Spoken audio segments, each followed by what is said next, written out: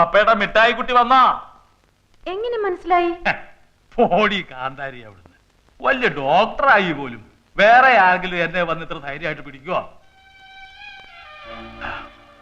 പിന്നെ ഒരാളുള്ളത് കിടന്നു പോയില്ലേ? പാപ്പ, take it easy. She is going to be fine. പഴയ പോലെ ചന്ദ്ര പപ്പയുടെ മുമ്പിൽ കിടന്ന് തുള്ളിച്ചാടുന്നത് ഞാൻ കാണിച്ചു തരാം. Promise. Okay, I believe you. നീ വരുന്നോ? ഞാൻ ഹോസ്പിറ്റലിലേക്ക് പുറപ്പെടുക.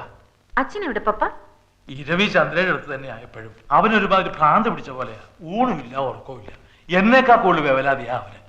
ചന്ദ്രയുടെ ഭർത്താവും അങ്ങനെ തന്നെയാണ് കേട്ടോ. 5 minutes. ഒരു quick wash and change. Papa ready ആകുമ്പോഴേക്കും ഞാനും ready. Okay. This is nothing. She is excellent. ഞാനും ഒരു പൊടി ഡോക്ടറല്ലേ, എനിക്കറിയില്ലേ. ഞാൻ ഇവിടുന്ന് പോവും മുമ്പ് ചന്ദ്രൻ നടന്നിരിക്കും. പിന്നെ ഞങ്ങളൊക്കെ കൂടെ ഉണ്ടെന്നുള്ള ധൈര്യം വേണം കേട്ടോ. എവിടെ എന്റെ brother in law Alfie the great? മോളെ, നീ അവനെ കണ്ടിട്ടുണ്ടാ? എനിക്കറിയില്ലേ എങ്ങനെയാണെന്ന്.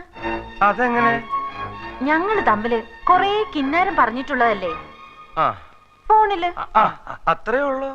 അപ്പൊ നിങ്ങൾ മാത്രമേ അവനെ നേരിൽ കണ്ടിട്ടുള്ളൂ അല്ലേ? അച്ഛനെപ്പോ കണ്ടു? ചന്ദ്രയുടെ കോണ്ടസാക്കാരുമായി വന്നപ്പോ അവര് തമ്മിൽ പരിചയപ്പെട്ടു അത്രേ.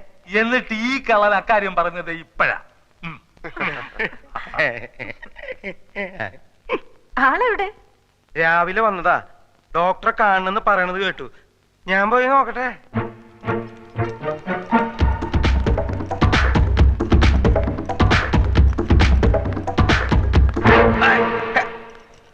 എന്റെ അമ്മേ, തൽക്കാലം രക്ഷപ്പെട്ടു. അവളെ ആളെ കണ്ടിട്ടില്ല. ബാക്കി ഞാൻ നോക്കിക്കോളാം. താനൊന്ന് നിന്ന് തന്നാ മതി. വാടോ, നിന്ന് തന്നാ മതി. ആ, എത്തില്ലോ.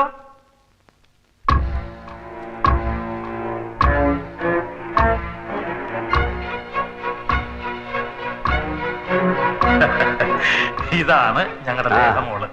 ഇത് പറഞ്ഞ പോലെ നിങ്ങളെ പരിചയപ്പെടുത്തേണ്ട കാര്യമില്ലല്ലോ. Hello, how are you? Fine. ശബ്ദം ഇതെന്ത് പറ്റി? എന്ത് പറ്റി? ഫോണിൽ കേട്ടതുപോലെ അല്ലല്ലോ. അതെ അല്ലേ? പലരും പറയുന്നുണ്ട് എന്റെ ശബ്ദം അല്പം മാറിയിട്ടുണ്ടെന്ന്. ഈ ഒരു സൈനസ് ഓപ്പറേഷൻ ഉണ്ടായിരുന്നു. ഇപ്പൊ ശരിയായി. അതെ, മെലിഞ്ഞ ആളാണെന്ന് പറഞ്ഞിട്ട്. ആര് പറഞ്ഞു? ചന്ദ്ര മെലിഞ്ഞിരിക്കുകയായിരുന്നു. ഇപ്പൊ ടെൻഷൻ കാരണം വണ്ണം വെച്ചു. ഇനി മെലിഞ്ഞോളൂ അല്ലേ? ചന്ദ്ര പറഞ്ഞു കേട്ടപ്പം ഞാൻ വിചാരിച്ചു നല്ല ഹൈറ്റുള്ള ആളാവുന്നു. ഹൈറ്റ് ഉണ്ടായിരുന്നു. ഓ, ടെൻഷൻ കാരണം കുറഞ്ഞു പോയതായിരിക്കും അല്ലേ? ലേഹ വളരെ ജോളിയാണല്ലോ. പിന്നെ എന്തൊക്കെ പറഞ്ഞു ചന്ദ്ര? പറഞ്ഞു കേക്കട്ടെ. നീണ്ട മുടിയാണ് ആൽഫിക്കുന്നാണല്ലോ ചന്ദ്ര പറഞ്ഞത്. മുടി നമ്മുടെ ഇഷ്ടത്തിന് നീട്ടുകയോ കുറയ്ക്കുകയോ കൂട്ടുകയോ ഒക്കെ ചെയ്യാലോ. ഇനി ഒന്നും ചോദിക്കണ്ട. ഒരു മിനിറ്റ്. എന്തൊക്കെ പുളുവാ ചന്ദ്ര ഈ പറഞ്ഞു കൊടുത്തിരിക്കുന്നത്. ഞാൻ ഇവളോട് പറഞ്ഞതാണ് ഇങ്ങനെ ഒന്നും പറയണ്ടെന്ന്. അപ്പൊ ഇവള് പറയാണ് അവള് ഈ വരട്ട്, അവളെ പറ്റിക്കാം, നമ്മളെ കാണുമ്പോ അവള് അന്നം വിട്ടുപോകണം. നീ പറഞ്ഞ പോലെ എന്നെ സംഭവിച്ചു. മരവണ്ടി കുറെ പൊക്കമുണ്ടെന്നല്ലാതെ യാതൊരു ബുദ്ധിയില്ല. ഇനി എന്തൊക്കെയാണ് സംഭവിക്കാൻ പോകുന്നത്? എനിക്ക് വയറ് ചിരിച്ചു വേദന. ഞാനിവിടെ നിൽക്കും. ഞാൻ പോയിട്ട്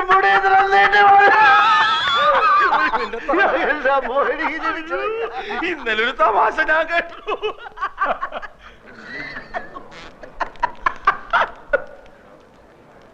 ഇവളുടെ ജാതകം എഴുതിയിട്ടുണ്ടോ? തന്റെ അവസാനം ഇവള് കാരണമാണെന്ന് അത് എഴുതിയിട്ടുണ്ടോ?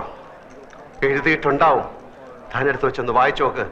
എന്തിനാണോ ഇങ്ങനെയുള്ളതിനൊക്കെ ഉണ്ടാക്കുന്നത്?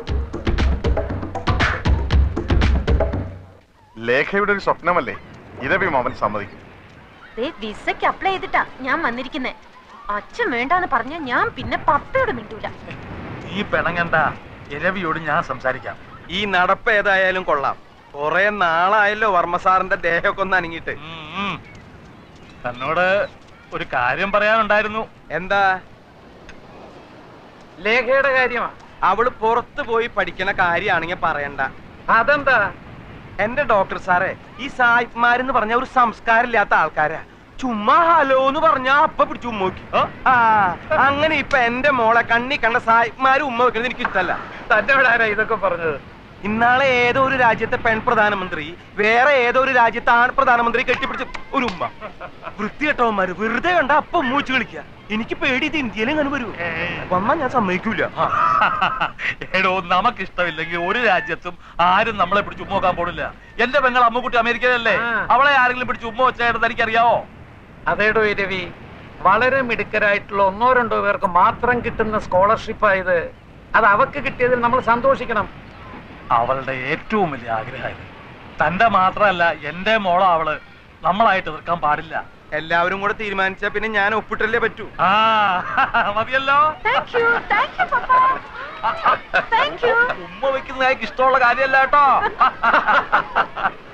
ആ വളരെ പ്രധാനപ്പെട്ട ഒരു കാര്യം എല്ലാരെയും അറിയിക്കാനുണ്ട്. ചന്ദ്ര കിടപ്പിലായതിനു ശേഷം ഓഫീസിലെ കാര്യങ്ങളൊക്കെ കുഴപ്പത്തിലാണെന്ന് മാനേജർ പറഞ്ഞു. ഉത്തരവാദിത്തമുള്ള ആരെങ്കിലും മാനേജിംഗ് ഡയറക്ടർ സ്ഥാനത്ത് വേണം. ആൽഫി ഇനിയിപ്പോ അന്യനല്ലല്ലോ, അതുകൊണ്ട് അയാളെ മാനേജിംഗ് ഡയറക്ടർ ആക്കാൻ ഞാൻ തീരുമാനിച്ചു.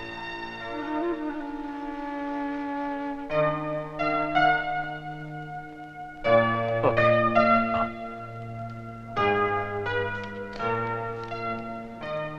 വേറെ ആരെയുമല്ല, എന്റെ മകളുടെ ഭർത്താവിനെ തന്നെയാണ് ഞാൻ ബിസിനസ് കാര്യങ്ങൾ വിശ്വസിച്ചേൽപ്പിക്കുന്നത്. വേറെ ആരെയാ ഞാൻ വിശ്വസിക്കേണ്ടത്?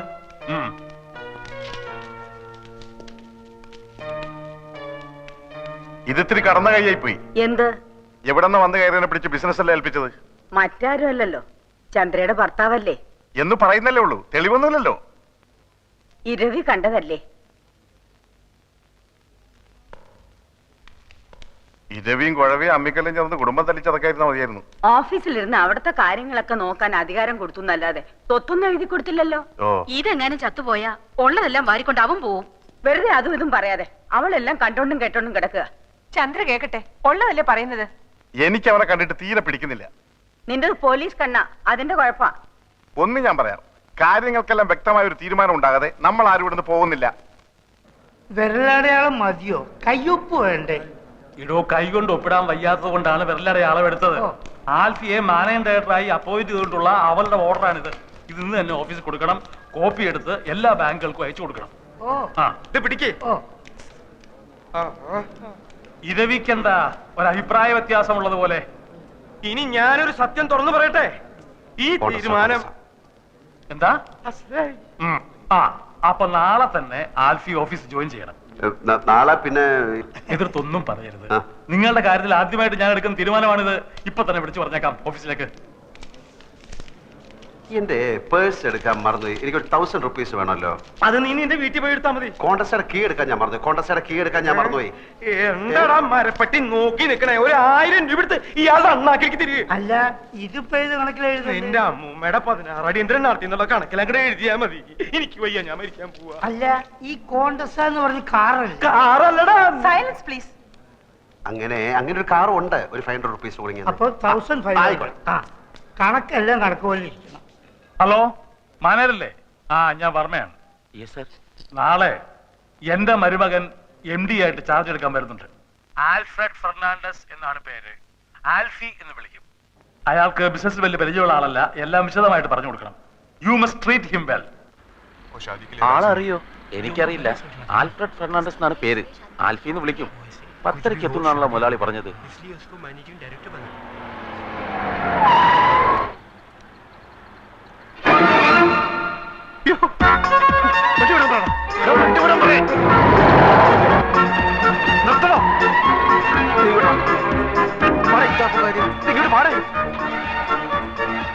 അവിടെ കോട്ട് സൂട്ട് ഇട്ട് ഒരുത്ത നിൽക്കുന്ന കണ്ടില്ലേ? അവനാ എന്റെ അളിയൻ, അവിടുത്തെ മാനേജർ. ഞാനീ മാങ്ങാത്തൊരു ഓർത്തുമില്ല. MD എന്നും പറഞ്ഞ് ഞാനിപ്പോ അവിടെ കയറി ചെന്നാൽ അതോടെ തീരും ഇവിടുത്തെ ചുറ്റിക്കളി. വൈകുന്നേരം വരെ വെള്ളം കോരിട്ട് വൈകിട്ട് കലവിട്ട് ഉടക്കണോടാ. അപ്പൊ പിന്നെ എന്ത് ചെയ്യും? ആൽഫി എന്ന് പറഞ്ഞു ഒരുത്തൻ അവന്മാര് കണ്ടിട്ടില്ല. അതുകൊണ്ട് നീ ആ വേഷം കെട്ടിയാ മതി. അയ്യോ, അവന്മാരെ കണ്ടുപിടിച്ചില്ല. വാ തുറന്ന് ഒരു അക്ഷരം മിണ്ടായിരുന്നാ മതി. എന്ത് ചോദിച്ചാലും ഗമേ തട്ടി മൂളിക്കണം. ഫയല് വല്ല ഒപ്പിട്ടാൻ കൊണ്ടുവന്ന് കഴിഞ്ഞാൽ വീട്ടിൽ കൊണ്ടുപോയി പഠിച്ചിട്ട് തരാമെന്ന് പറഞ്ഞ് എന്റെ കൊണ്ട് തന്നാ മതി. ബാക്കി ഞാൻ നോക്കിക്കോളാം. നമ്മളെ കണ്ടാൽ എം ഡി ആയിട്ട് തോന്നുന്നു. നിന്നെക്കാട്ടിലും വിവരം കേട്ടവന്മാർ എം ടികളായിട്ട് പല സ്ഥലത്തിരിപ്പുണ്ട്. അതുകൊണ്ട് നീ അതിനെപ്പറ്റി ഒന്നും ആലോചിക്കണ്ട. പക്ഷേ നീ ഇങ്ങനെ പോയാൽ ശരിയാവില്ല. നീ ഷർട്ട് അകത്തോട്ടെടുത്ത് ദൂരെ. എന്താന്നാണ് ഇത്? കൊല വഴിപ്പിക്കാൻ ചാക്കി കെട്ടി വെച്ചിരിക്കുന്ന.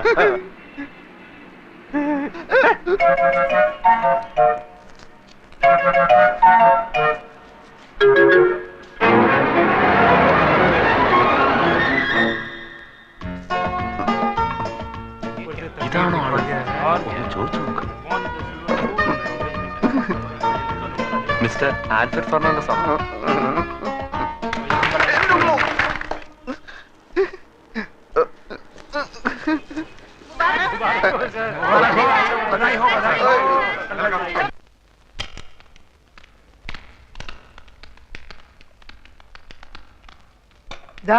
സാരി ഇവിടെ വെച്ചിട്ടുണ്ട്. എല്ലാരും കുറച്ചു നേരം പുറത്തു നിന്നേ, ഡ്രസ് ചേഞ്ച് ചെയ്യണം. ആ നിങ്ങൾ ഇവിടെ നിൽക്കൂ. എന്തിന്? ഈ കുട്ടിയുടെ ഡ്രസ്സ് മാറ്റണം, അതിനൊരാളുടെ സഹായം വേണം. ഹസ്ബൻഡ് നിൽക്കട്ടെ. അത് വേണ്ട, താങ്കൾ വന്ന്. താ വെളിയിൽ പോയേ, സാർ ഇവിടെ നിൽക്കും. 3 പേരും വെളിയിൽ പോവും. സിസ്റ്റർ ഒറ്റയ്ക്ക് ഉടുപ്പ് മാറ്റിയാൽ മതി. അന്തസ്സുള്ള കുടുംബത്തിലെ പെണ്ണുങ്ങൾ തുണി മാറ്റുന്നിടത്ത് ആണുങ്ങൾ നിൽക്കാൻ പാടില്ല. ഭാര്യയുടെ തുണി മാറ്റുന്നിടത്ത് ഭർത്താവിന് നിൽക്കാലോ? അത് ഭർത്താവാണെങ്കിലല്ലേ? ആ നിക്കാം, ഭർത്താവാണെങ്കിൽ നിക്കാം. പക്ഷെ നമ്മൾ നാണോ മാനോളവരല്ലേ? ഞാൻ പോയിക്കോളാം.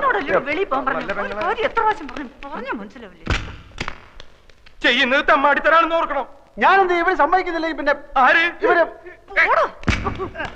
അതെ, ഈ കോൺഗ്രസ്സുകാർ എന്തിനാ? നിന്റെ അമ്മൂമ്മയുടെ 2 അങ്ങട്ടിന് പോവാൻ. എന്റെ കാലിന്റെ അടിയിൽ തീയ. അതിനിത് ടൈൽസ് അല്ലേ? എനിക്കറിയാൻ മേലാഞ്ഞിട്ട് ചോദിക്കുക, ഈ ഭർത്താവില്ലാത്ത പെണ്ണുങ്ങളുടെ തുണി ഇവരെങ്ങനെയാ മാറ്റുക? അല്ല, അങ്ങനെ പാടില്ല എന്നാണ് പ്രമാണം. എന്തെങ്കിലും ഒരു അഭിപ്രായം ചോദിച്ചാൽ താൻ തന്റെ വായ തോന്നിയ അഭിപ്രായം പറയാ. ഇയാൾ ചാടി കളിക്കുന്ന കണ്ടാ തോന്നുന്നു ഇയാളുടെ ഭാര്യയുടെ തുണിയാണ് അയാൾ മാറ്റുന്നത്, അയാളുടെ ഭാര്യയുടെ തുണി അയാൾ മാറ്റുന്നത്. നിങ്ങൾക്ക് എന്താണ്?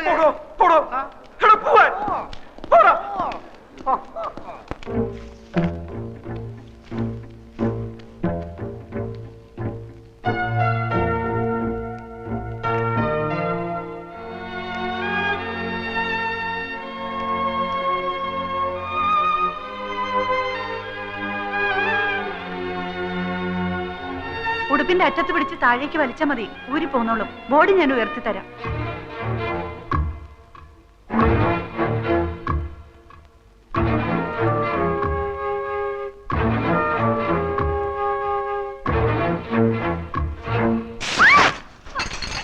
എന്റെ പാവാട ഇങ്ങ് താടോ, എന്റെ പാവാട ഇങ്ങ് താടോ, എന്റെ പാവാട തരാൻ.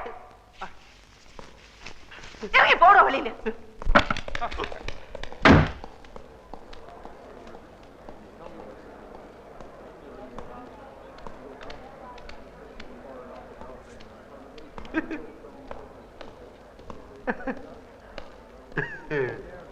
എന്താടാ നിന്ന് കളിക്കണത്? ഇവിടെ ആരെങ്കിലും തുണി വെച്ചിട്ട് തുള്ളുണ്ടോ? ആ കൊച്ചിന്റെ അവിടെ എന്തോന്നൊരു പാട്. ഇവിടെ കൊച്ചിലെ സൈക്കിളിൽ നിന്നല്ല വീണ വൃത്തികെട്ട കറുത്ത പാടുണ്ട് അവിടെ.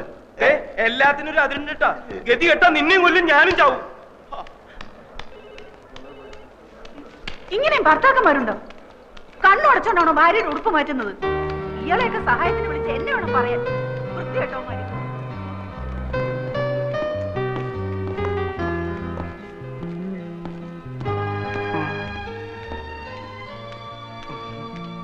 ഇപ്പൊ മനസ്സിലായോ പിള്ള മനസ്സിൽ കള്ളമില്ലെന്ന്?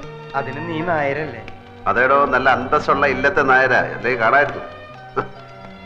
അപ്പൊ അത്ര വിഷമുള്ള ജാതി അല്ല.